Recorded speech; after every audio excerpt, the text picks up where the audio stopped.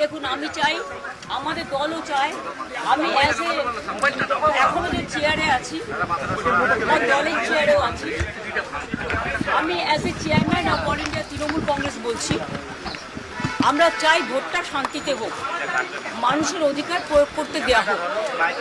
কিন্তু বিশেষ করে কতগুলো অবজারভার নিয়ে আসা হয়েছে বিভিন্ন জায়গা থেকে এবং অনেক পুলিশ অফিসার নিয়ে আসা হয়েছে যারা বাংলাকে বোঝে না।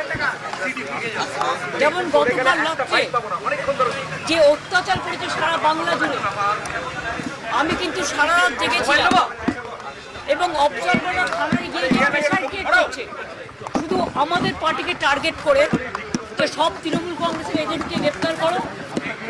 ব্লক প্রেসিডেন্ট, আমার ইউথের ব্লক প্রেসিডেন্টকে সকালেও অ্যারেস্ট করেছিল, আমাকে যার জন্য চেতলায় যেতে হয়েছিল, থানায় আমি যাইনি, ববি গিয়ে ছাড়িনি। এইভাবে বাবাই এর বাড়িতে কালকে রাত্রিবেলা, বাবাই এটা 17 নম্বর ওয়ার্ডের কাউন্সিলর, এত পপুলার ছেলে এই এলাকায়, তার